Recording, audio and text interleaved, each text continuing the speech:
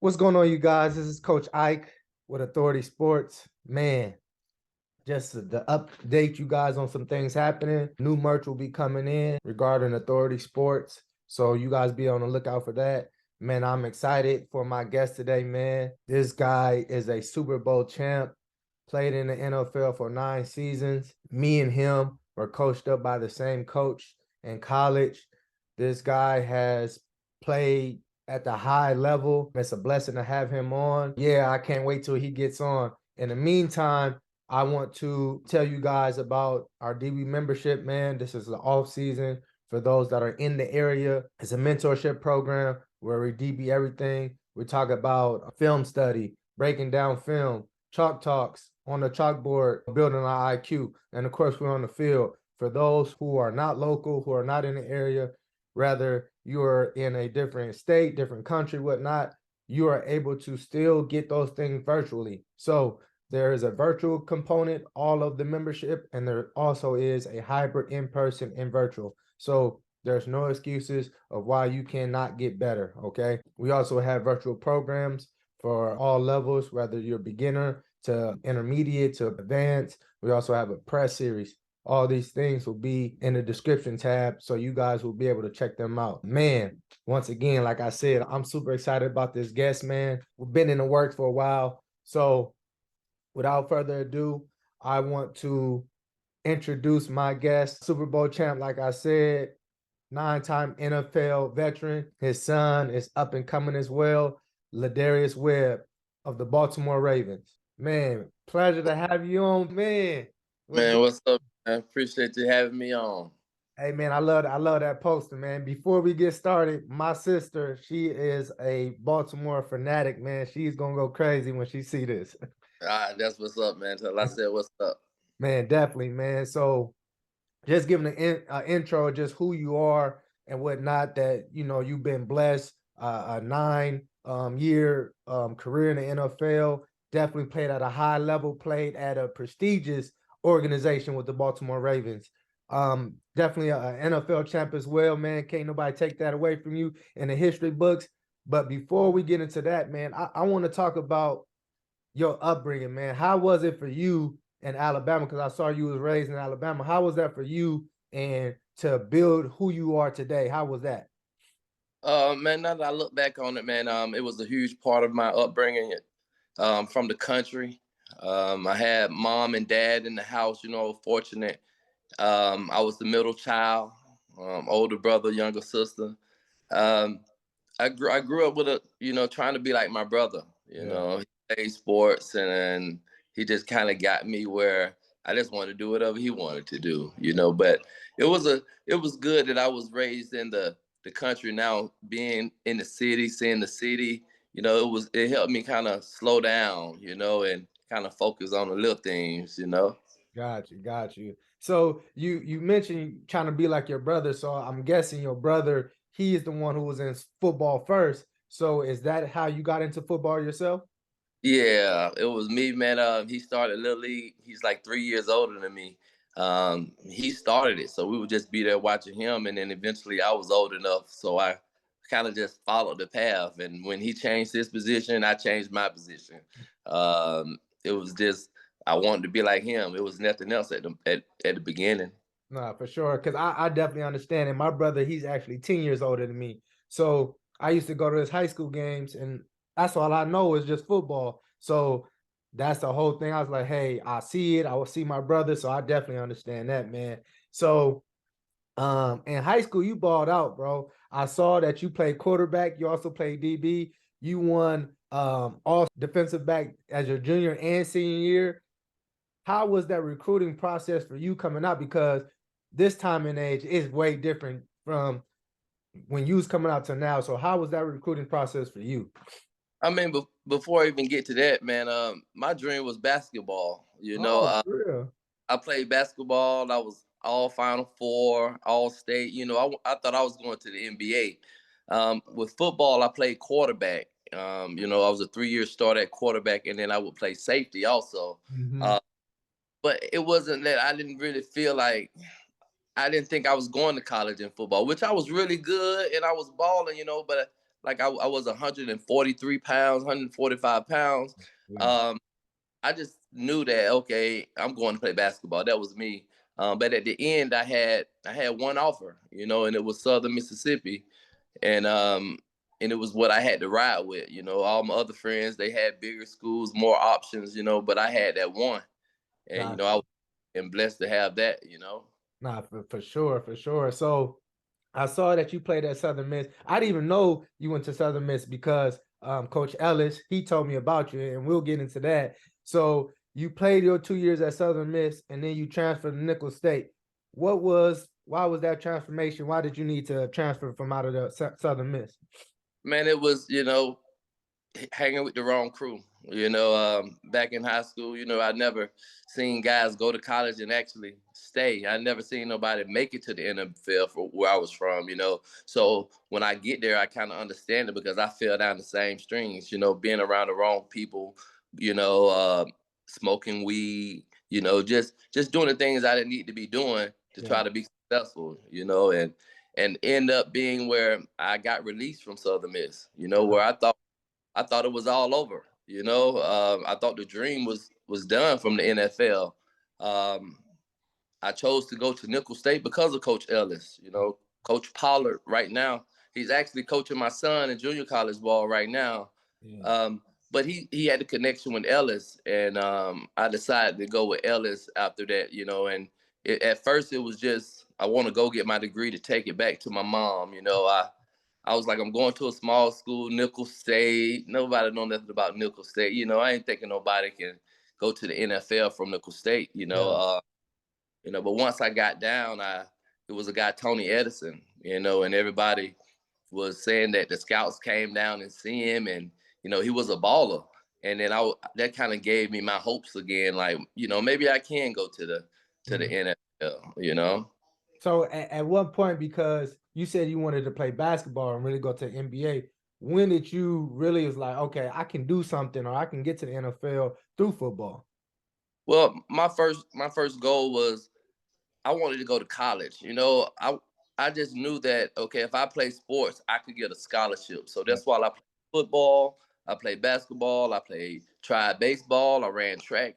I just wanted to do it all because I wanted something out of end, something to get me to college. Yeah. You know, and then once I got to college, it ended up being football. So that's when the dream started being, hey, I want to go professional in this now. You know, once got around the other guys and seeing like was I really good or was I not, you know, and I figured that I was, you know, I was kind of good because I was playing up to those guys.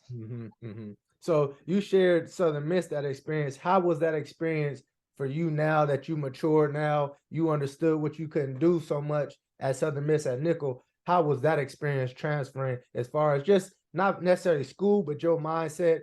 I mean, not football, but school and your mindset there. Well, at Southern Miss, we had played some bigger schools. You know, I had played against the Alabamas, the Florida. We had beat North Carolina State, played Cal. So we played like a bigger school. So once I went there, man, it was like I wanted to show while I was the man. You Yeah. know, I don't know, I was in like a prove it mode. You know, I was tackling, hitting those guys. I was trying to be first in line, be running or anything. I wanted to show that, you know, I was elite. You know, that was my my mindset at the moment. But I did, man. I went in and I showed them that, you know, I was elite, that I was good. And my first game at Nicholls State, I had 3 interceptions. I ran one for a touchdown. Almost ran back like 2 or 3 punts. It was crazy, man.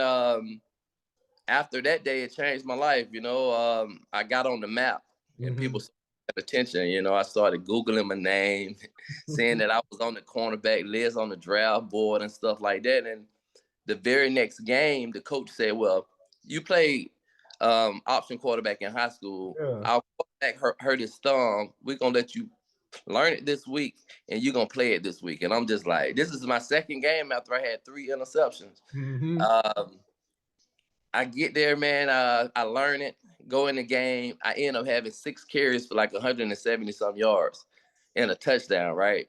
So I got offensive player of the week. So Mm-hmm.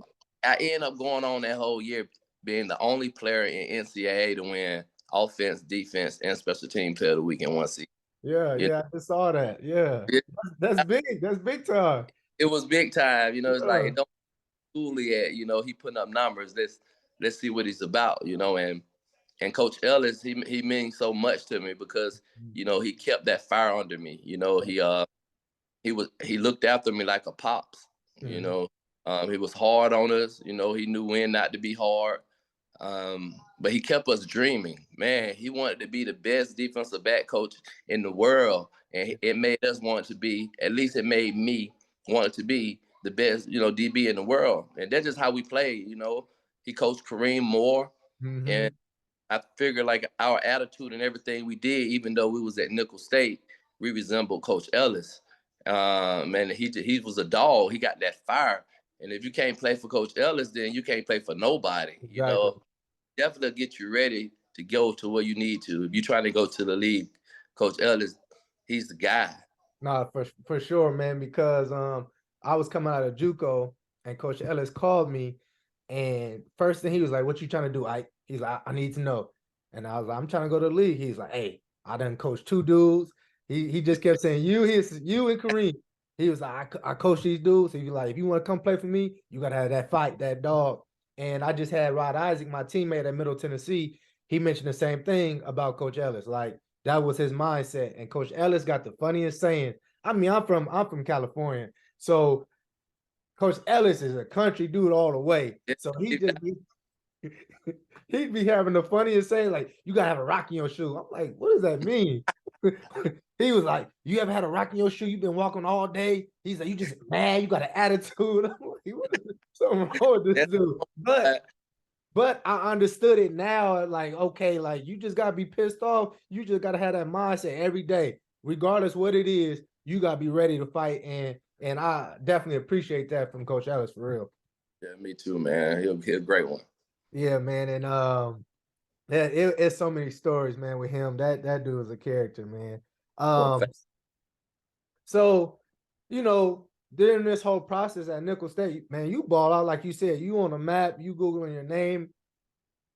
Share with us, because for our young guys, we do have some ballers and whatnot, and they ball out, they become all Americans or whatnot.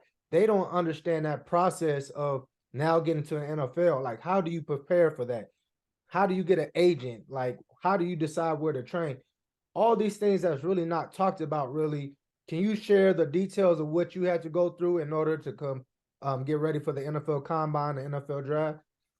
Man, I want to say it all falls in place, but I know it didn't. You know, but once I'm going through my senior year, man, they reaching out. You know, if you got a name, you know, it's different from guys who ain't have a stellar career. You know, who's just trying to find it. I really won't know that role. My Mhm. role was okay. I had a stellar career at Nichols, so I didn't have like everybody in the world, but I had enough agents reaching out, telling me, hey, they want to sign me all during the year, and I had to make a decision. Yeah. Uh, I ended up making a decision. Well, not just that, even the training facilities are sending me information. They wanted me to come train at, API Arizona. You got Mhm. LA, you got Miami, you got Jacksonville, you got like Michael Johnson spot. They Mhm. all send flyers just like college recruiting and telling you to come train there, Okay. because your your agent's gonna send you wherever you want to go. So it's your decision about like, hey, I want to go here. He might tell you it's a good spot or a bad spot, but your agent is supposed to pay for that. Okay. So in my option, I had a few guys that wanted to sign me, and the first one he flew me up there, and that was my last one. I signed with him. Um, no, he took me out. There was two guys, Mark Lillibridge.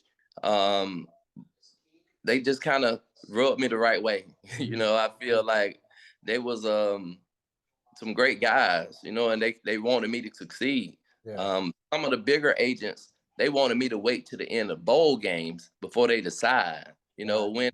what it was gonna do with everything.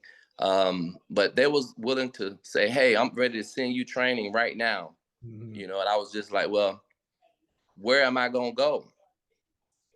Well, not where I'm gonna go. I said I want to go to Arizona API. That's what I Right. wanted to say. That's Yeah. what I want. I had it in my mind. But he said, well, look, go try this spot out. And then if you don't like it in a week or two, I'll send you out there. He said, that's a deal. And I said, well, all right, I bet. So he take me down here. We fly down to Fort Lauderdale. Mm-hmm. That had me off the go, but I ain't say nothing because I see all these palm trees, the weather, it's beautiful. All right, so they set me up with condo. He set me up with a rental car while I'm there. He giving me a couple of dollars every Friday or Saturday. Making sure I got money in my pocket. But I went to Pete Bomarito, Yeah, and it ended up being me, Rashad Jennings was like the first guys there because we came from smaller schools. Our season was over already. So we in there, we training. And then I get to see Drew Rosenhaus like the biggest agent. So he started bringing his guys. So that means he going to have like the number one guys everywhere. See the number one corner come in, the number two corner come in. I'm starting to see all these top guys that I'm searching my name and mine up here at 21, and theirs down there at 1 and 2 and 3. Oh, all of them. So they get in there, which they end up being cool guys, guys I'm gonna remember forever. But I started to realize that, I wasn't that far away. Yeah. I was 165 pounds in safety. I played safety my whole life. I only played corner in the league. Mm-hmm. High school, I played safety. College, I played safety. At 165, the max. So he came in, he said, I need you to gain 10 pounds so you can play corner in the league. Mm-hmm. And when I went down there, I started seeing the other guys. They wasn't too much bigger than me, but some was, But once we got on the field and I started seeing like, man, these guys ain't too far from me. Yeah. Oh, I'm better than these guys. That's my mindset. That's what I'm seeing. And I'm like, well, that made my confidence go up even more because I realized that some people just got a name, and them 5-star, 3 stars don't matter, because when you all on the field, it's all level playing field. Exactly. So I just stayed consistent and worked, man. I worked my butt off. I worked. Ended up getting invited to the combine. All them got it first, like you going to the combine. I'm up there waiting, saying, am I gonna get a combine invite? And eventually my agent called me and said, I'm invited. Yeah. So this is my time to shine. We get there, go through it, and I ran the 40. I ran the 4.36. I had the fastest time there. All of them was excited for me though. Everybody in the run 4.3s, but that's when I kind of finished that race. They all ran down and said, bro, you were flying. That's what they said. At that moment, I figured I was going to get drafted somewhere. I figured I thought I would go first or second round, but I'll go back. Going into my sophomore year at Nicholls State, they had like a mock draft. Yeah. And said that I was going number 21, first round. So that brought me a lot of attention, brought a lot of agents, brought a lot of different people at me because they saw that they thought I was going to be the next Dominique Cromartie. Mm-hmm. But I ended up running fast, man. And after that, after a long, amazing career, it's just something you could put on your resume because you got to start all the way back from zero once that's over. Exactly. So you had to go back to work, and I have to go out there and set myself apart from all the rest of the guys who had great resumes in college, So I eventually, go back to work, and then you started going on visits and stuff like that. And I figured I was going to Baltimore. I just did because he showed me different love. Isaac Newsom was a great visit. I visited them, Giants, Texans, Buccaneers. I would have loved the Bucks too because of the cover 2 system. Yeah. But the Baltimore, he took it was Chuck Pagano. Yeah. And I can just feel that he wanted me, And my favorite player, man, was Ed Reed. In my college dorm, I had Ed Reed pictures on one side and mine on one side. I had them in black and white, so he looked alike. I thought that's the reason every time I got an interception, I wanted to run it back for a touchdown. That's why I did kick return and punt return because I wanted to be like a Deion Sanders and an Ed Reed, So that was my motivation. And then I was blessed to get drafted to a team. That's what make it even more of a blessing because I played football. I accomplished my goal, but I got a chance to accomplish my goal and play with my favorite player. Exactly, man. That's dope. That is dope, man. And You know, before you go into more, because I want to talk about that experience, because you got drafted third round to Baltimore, and Baltimore, like I said, is one of those teams that just everybody know they about their business. They have a formula, and they're gonna do it that way. So, what was it like being called by them, and then just share the details of just that community alone outside of football? Because I seen you guys just recently went back to celebrate you guys winning that championship, and it was yeah. so much love by the fans, especially for you. Like jerseys is still coming out with your name on it. So explain that, all that for you.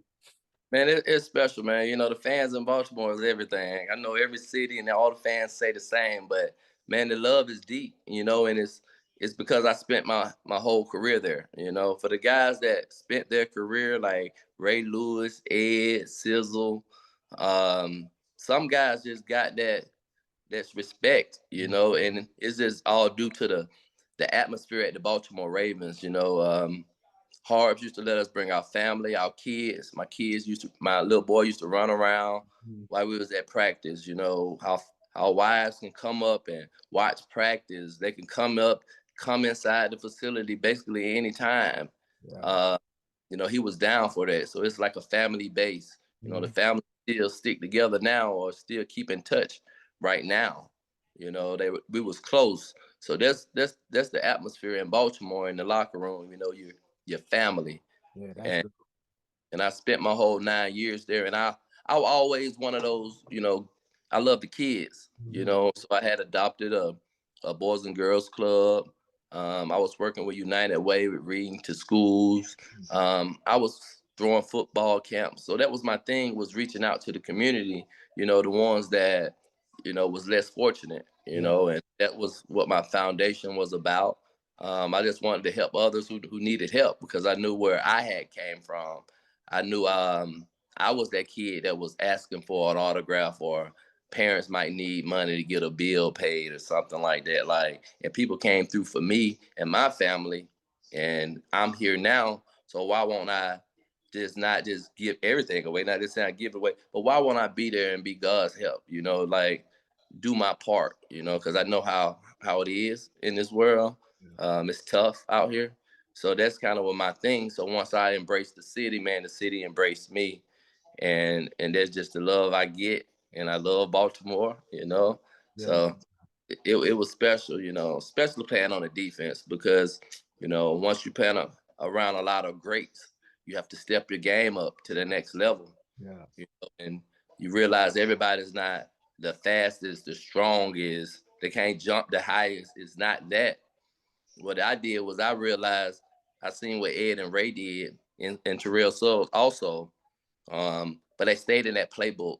You mhm, know, I was wondering like, what do they keep on looking at? Why they keep on looking at that film? Why they keep looking at it? I'm thinking they trying to learn the plays, but they know the plays. They're just trying to learn the game. You know, yeah, they're trying to learn what Payman is about to do. You know, they own it weeks ahead. And now I understand why Ed Reed can jump a route, leave where he's supposed to be, and make a play and change the game, is mhm, because it was they were studying. You yeah, know, they want to be the smartest people on the field, and the smartest person on the field is what create greatness. You yeah, know, you're yeah, gonna have some good players that make good plays, but if you want to be great and make a great play, then you have to be studying. You have to be knowing what's gonna happen before it's gonna happen.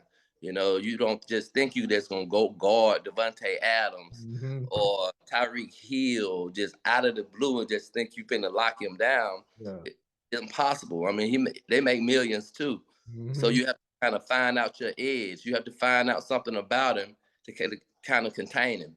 You yeah, know, and the smartest player gonna win if you know what he's gonna do. Or if you can narrow it down to three mhm, routes before he run it, it's gonna be a better outing than yeah. not knowing nothing that he's about to do. You know, so that's what I learned, and then I just stuck with it. You know, even when I didn't know it all or didn't know how to study, I kept with it until I got it. You know. Man, you just shared a gem, because I share that with my kids. I use it like this, and because Tom Brady is a little different, he's a quarterback. But I say, why do you think Tom Brady's able to play so long? I say he's playing mental games rather than just physical. So as a defensive back now, our body lasts only so long because now we're moving around, we're hitting. So if you play mentally, you can play so much faster and make your body last so much longer than just always just I gotta do this, I gotta. And I'm like, man, sometimes it don't take all that work to make a play. So And that's also how I explain Ray Lewis, you know, because Ray Lewis was a young guy, young first rounder, didn't know it all. His speed could make up for his mistakes. You yeah, know, was in year 18, you know, he wasn't at that fast first rounder no more. You know, mhm, he close to 40, so he wasn't the fastest. You know, he probably had a little strength, you know, grown man strength, but he wasn't that strong at his prime. yeah, So what he do was he stayed in that playbook where back in the day he probably would line up over here and run that play. Now he's just gonna line up in there where the play's gonna come. He's gonna cut that timing down. So now he can be as fast as he was when he was younger by just being smarter, yeah. knowing where the play's gonna go. And that's how he was able to play for so long. Man, that man, that's a key right there. And you shared it a little bit. Just playing with Ed Reed playing because he's your favorite player. I think he's the greatest safety in this game, hands down. I don't think it's a question. And Ray Lewis, but other than just seeing how they broke down film, what else did you get from Ed Reed just being around him? Um, it was I knew I was doing the right thing with the community by looking at him and see how he treated everybody.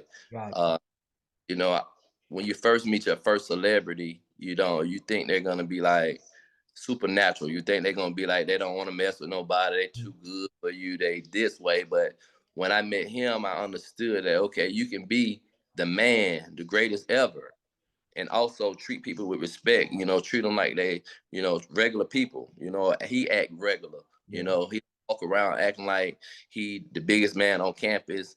And I say he could. He did greatest safety ever. You know, he could, but he don't. He treat people with respect. He give back to the city. And a regular person can get an autograph or a picture with him. He's not gonna be acting different, and that's kind of how I saw it. Also, he handled his business. On and off the field. You ain't really catching Ed Reed into no bull, knock on wood, nothing like that. But he, he's a dude that you can look up to. Yeah, yeah. That's dope, man. Definitely that's inspirational. Like you said, you go into a team, your favorite player is on that team, and you can learn from him and grow. And that I think that's amazing. So I want to transition now, man. So you get drafted and you actually playing special teams, returning and whatnot, and you're playing, starting playing defense. And just like anybody else, there's injuries that's part of football. So you tore your ACL that first year, came back, played again, was now getting in rotation, like starting at DB. So you making a name for yourself. I remember you playing the slot, like you said, playing corner, man. You was making plays, balling. That year you guys even won the Super Bowl, you was balling too, and you tore your ACL again, correct? Was it the same knee or the different? It was the other knee. Man, so how do you I know during this time because it's like I already had one knee injury. Now later on in your career, you have a different one on another knee. What was your mindset and like how do you keep going forward? Like, do I want to continue to play this game? And how was your mindset during that process? All right, so I had my rookie year. I was started off special teams. That's your way to get on the field when you're in NFL. You got to make plays on special teams. Then they say, well, I can find a spot for him on defense. He's making tackles. So I'm making plays. I end up being on defense, playing nickel. The first I'm the third corner. On that side, on that left side, we had Dominique Foxworth, Fabian Washington. Mhm. Dominique Foxworth went down first, tore his ACL. Hmm. Next thing you know, Fabian doing everything. Win a couple more games, he tore his ACL. Ooh. So now I get my chance. I'm throwing into the starters. First game, Pittsburg Steelers. Bam. I end up having a good game. A couple of games later, I tear my ACL. So I'm out. At that moment, I'm thinking like, this was before ACLs was just, okay, you can come back from it. I didn't know. But then when I tore it, my mind was like, man, it's over. Mhm. Over before I started. So I had that mindset that it was already gone. And then when they started talking about surgery, saying you can come back from it, and Dr. Andrews, I went and did that. My whole motivation was working out. I didn't want it to be over. You know, I loved it. I fit in. I was good. I wasn't just a player. I was gonna be up and be a star. You know, and it was like I didn't want it to end. So I stuck there and I grinded out every day, not going nowhere in the off season. I'm there working out, working. So they made me come back about after 8 months, 7, 8 months. I mean, that's pushing it, bro. That's pushing it. You know, I ended up missing the first game. Came back my second year. I had a good year. You know, I was coming out ACL. I had a solid year, but that year changed my life. I had a good year. It was 3rd and 16, Pittsburg. Man, I ended up giving up a deep ball to Antonio Brown. Right, he caught it. When they caught it, my heart just dropped. You know, I ran to the side. I knew I had gave up the game. You know, I mean, we had a 24-3 league and a lot of other stuff happened in there, but I still felt at that moment I gave up the game. You know, and that's how my second year ended. So when it ended with all the people on Instagram going off on my comments, you know, I'm down, you know. But that what God knew I needed. You know, it was my chip on my shoulder. It was me feeling myself, letting me know I gotta go push it harder. So man, that whole off season, I was like in grind mode. You know, I was working out every day. Don't matter if I was on vacation, I get up and go running. I was just putting that work in. Man, I came back my third year and it was just I couldn't do no wrong. Every time the ball was thrown, I was picking it off. I was running it back. It was something going on that third year. And luckily they had only signed me to a 3-year deal, you know, so I thought they might have tried to tender me. But they didn't tender me. They ended up paying me in the offseason 50. They gave me 50. And I'm just like, oh, you know, I thought I didn't think I would be that guy, you know. Up, you know, some people hit the lottery, some people don't, you know, but hey, I ain't gonna be the one to hit the lottery, you know. That's how I look at it now. Like, come on, yeah, they hit it, but what's the chances I'm gonna hit the lottery, you know? So so when it hit me, I'm just like, man, I'm one of those guys. Everybody don't get that contract in the league. You know, a lot of guys play a long time, they ain't gonna get that big contract. They'll get some contracts, you know. And I end up getting paid, come back in my next year. I'm playing, I'm having a good season. And that's the year they won the Super Bowl. That's when I tore my other ACL. So at that moment, it was two different feelings. It was just like, well, this feeling, all right, at least I got enough that I can live off of. Like I could done with ball and I don't need it no more. Okay. But it was also made it a little bit easier because I didn't have no worry. I ain't had to be worrying. You know, I could just be chilling, grinding it out, you know, still in that same grind mode.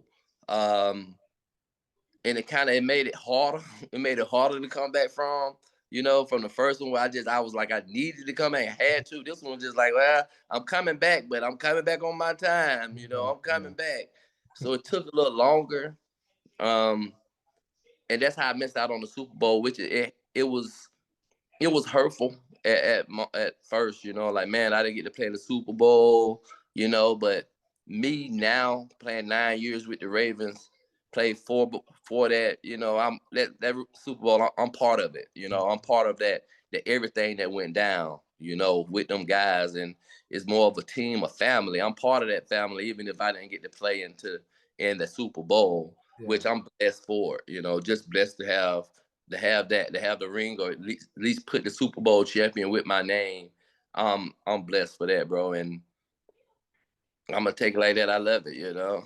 It was just way, you know. But to be successful, you know, I feel everybody that's gonna you're gonna fall a little bit, you know. But to hit success in anything you're trying to do, you're gonna have to get back up once you fall. You know, you got to get back up trying, because you're gonna keep on hitting some bumps. You know, I heard a story like this where it's like God put your goal is like in the navigation, you know, where you got your destination where you're gonna go, but it don't tell you what you're gonna go through on your route to get there. You don't know if you speed bump. You don't know if there's gonna be an accident in the front. You don't know like what you're gonna go through, but all in the end, you're gonna reach your destination.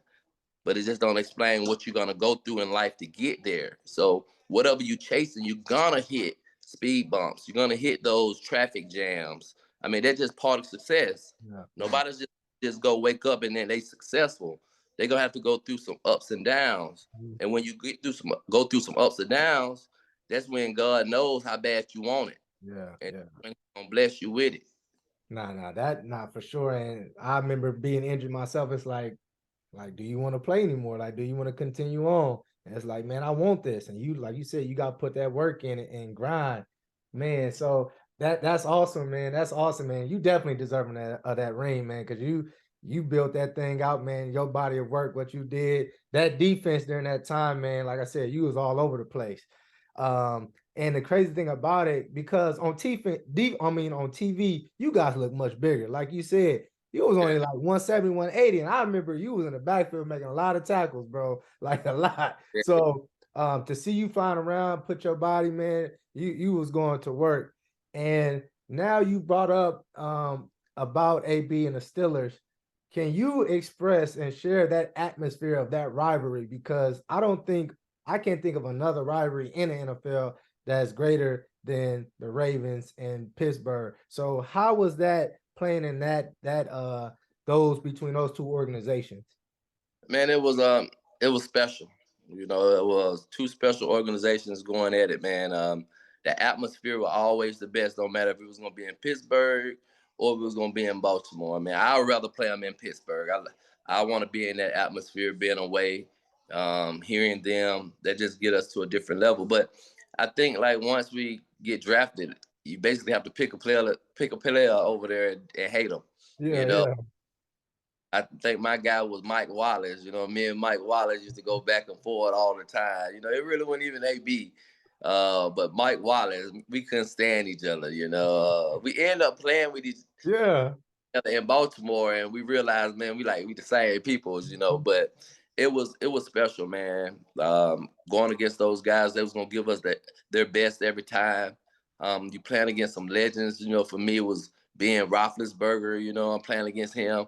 The coach is Mike Tomlin. You know, I'm being in high school, you know, college, seeing this Mike Tomlin over there, you know, a black coach, strong coach, you know, where, you know, you look up to, you know, as a black man. Like, he doing his thing, you know, but we wanted to whoop his ass that day, you know, always. We wanted to whoop his ass, you know.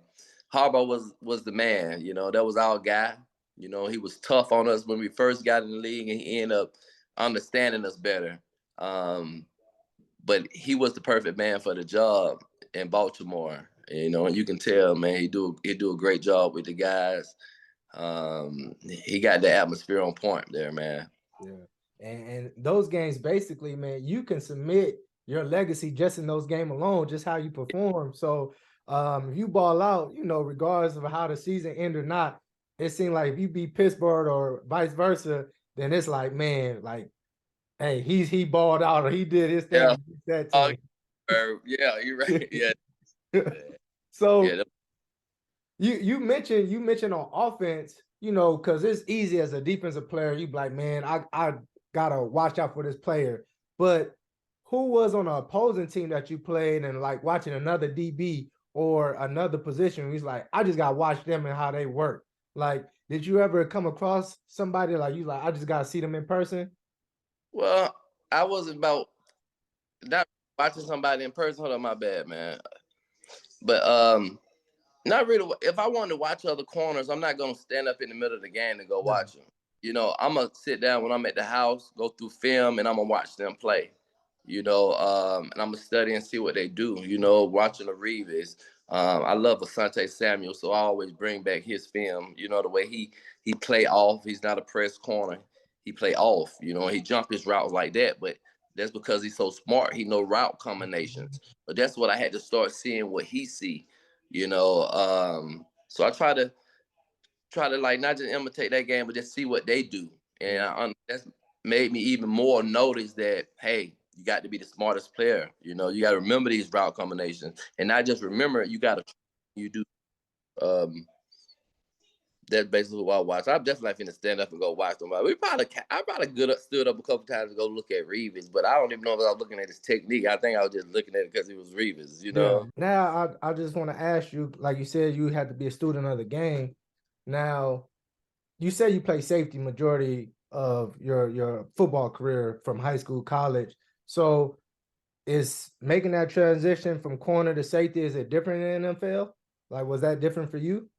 Hell yeah. The hardest shit ever in the world, where I'm used to being back, maybe cover tight end, you know, going to cover two, going to the middle of the field, reading the quarterback, going out there to that island. Well, every week you got somebody coming out there. It's gonna be Yeah, somebody every week. I don't care if they ain't Odell Beckham, they somebody. You gonna exactly.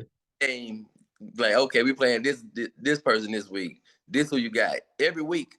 So that position for the men, you got to be on point. It's not no, I can't miss studying. I got to have something on these people, Yeah. every week. So it's like, it's a different focus.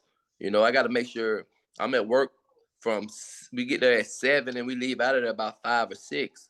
When I get home, before I get to the family, I got to go back in there again, go over practice, Mhm. go over, study them, study what I need to study. If that's first and second down, third and fourth, I got to go in there and put hours, couple hours, hour, whatnot. Most likely going to end up being 2 hours into that team. Yeah, And yeah. then you get to the family, the kids, where you can relax and let it all go, Mhm. but not no coming home and not studying, because you ain't gonna have a chance that week, Yeah, You need a better chance at knowing at least something that he gonna do. If I gotta jump one route, I need to be able to see it, which one it gonna be. exactly. Yeah. But it was a tough transition. What made it easier was they wanted you to press. So once you just went up there and press, it was man on man. When I was young, it's like, man, whatever. You can't beat me. You can't gonna beat me deep anyway. And it kind of made it better. Yeah, yeah. I tell people all the time, I'm like cornerback by far is the hardest position. But for what you said, like you need to really put that work in. And I saw a Revis interview and he was like, man, I got issues. Like I had to lock in all the time. He was like, I couldn't relax. So he was like, I'm like this now to this day. Like I'm always on edge because that's just how I had to be. I was just like, man, that's dedication right there. Like you said, you had to put that work in. You have to if you want to be great, man. I mean, if you want to be in the league, and plus they got somebody behind you trying to get your job every week. They bringing somebody in every week or two. Somebody new coming in. They trying out somebody every week. Actually, you Yeah. know they drafting a guy. You never know. I got Jimmy Smith drafted on me the year after I gave up that deep ball. So now I got to have it on my mind to, hey, I can't let somebody come in and take your spot. So you got to take your game to another level. It's tough being in the league, for many years for real, because they're always looking for somebody that can take your spot, and it's no loyalty, it's all business. All business. So it's a tough business. You just got to be ready for it. Yeah, yeah. And like you said, man, playing a 9-year career, that's a blessing. They call it the not for long league, Yeah. because the span is really 3 to 4 years, 4 if you're lucky. So at this point at the end of your career, it's time for you to retire. Financially, you're set though, financially for yourself. How do you manage that going forward into retirement? And then how do you teach that to your kids to keep that going, whatnot that you have done for your family financially? See, first, you ask the vets, and the vets gonna always say, get you a financial advisor that you can trust, So that was something big that for me. I actually went with the same guy Ed Reed had, but those guys, helped me invest it. It's kind of left up to me to do whatever else I want to do. If that's, some real estate or whatever I want to invest in. Me, I tried the gym. I had a gym. It turned out good, but it was just in a bad location for me. So now I'm gonna move it back up because I do know I like working out the kids. It's called Zone 21 Speed Center. Um, I just give back my knowledge and get to work with the kids and stay in the game. And that's what I love to do. It's a lot of young men who either got their fathers or who didn't grow up with a father. It's things that I can tell them that they pops probably didn't go through, or they didn't go down that road where I'm trying to help lead them to get to the goals that they're trying to get to. Yeah, no, that's for real. That's for real. So can you share as an entrepreneur, like you said, you have your gym where you train DBs and speed as well. I'm sure you're doing other things in that gym. What have you learned now in this business world? Because as a business owner, I'm realizing other things too as I grow and whatnot. So what have you learned during your process as an entrepreneur? Well, as a pro now is that you don't have to make it to the NFL to make a lot of money. You Mhm. know, when I was growing up, that's all I thought about that you could make money with. You know, but it's a lot of schemes, not even just say a schemes, but it's a lot of ideas that you could do to make money, especially with nowadays. Um, all I can say is just educate yourself on what you want to do and go do it. You know, don't sit back and wait to get somebody to tell you, yeah, that's a good idea. You know, if you think it's a good idea and you done did your research on it, then go do it.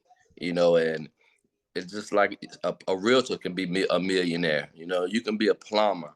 Um, what you have to do is find your trade. Find your trade, what you can put it in your name, what you can do it, you know, and you can build from that off your name. You know, people just think that you got to be a professional athlete, be in a movie star. No, I know people who just started him a plumbing company who went to a trade school. Now he know how to do plumbing, and now he goes around and doing plumbing on big houses and got people working for him. But he's a millionaire, and because he stuck to his trade, he stuck to what he knew, and he made it work for him. You know, so it's just different things. Is find your talent. Everybody's talent ain't football, basketball, baseball. You know, uh, I seen many other people. We had trainers that was NFL trainers. We had marketing people up there. It's a lot of things that you can do. You can be around professional sports.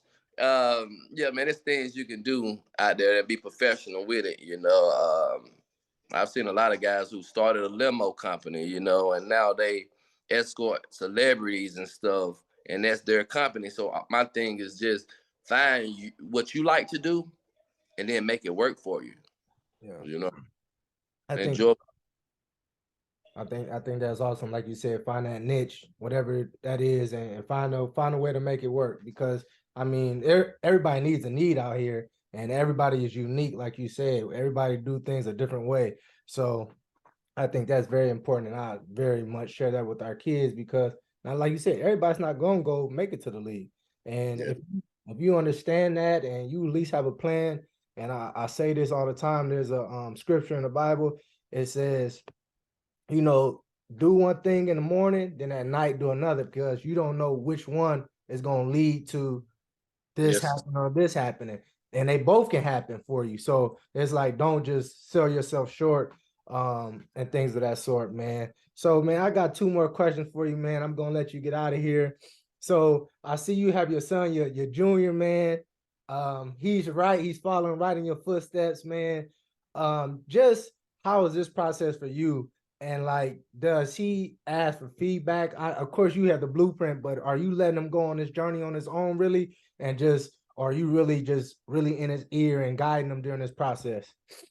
Well, I think I did my part like on the off season, putting that grind in. You know, that's kind of my thing. Telling them what it's gonna take physically, the hard work, the mentality, getting up in the morning, going to put the work. I thought that was my part. That's he asked all the questions about corner. Yeah, he asked a lot. But my thing was making sure he put the work in where I feel like you deserve what you're gonna get. You Mhm. know, my thing. And I knew if he put the work in that all those things was gonna want to happen for him. You know, I see his talent. I knew he had it, but I'm not gonna tell him he had it. You know, I need to see more. I need to see more.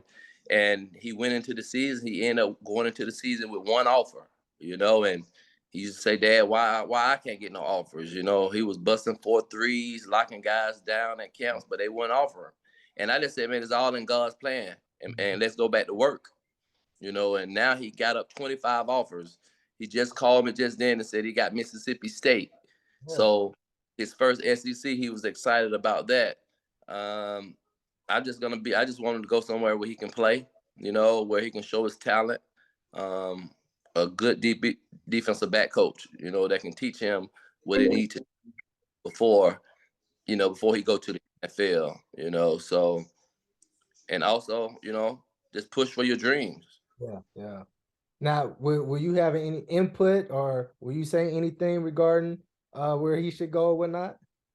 No, I just told him that just wait till he do his official visits. I would tell him not to pick on a visit. Go on and get the visits and then get home, think about it, and make a decision like that. Enjoy the process. Gotcha. Uh, but I'm not the one on the phone with him every night. I'm not the one that they're telling what he's gonna do. He got to get that feeling and got to know, what's best for him. I don't. That's a huge decision.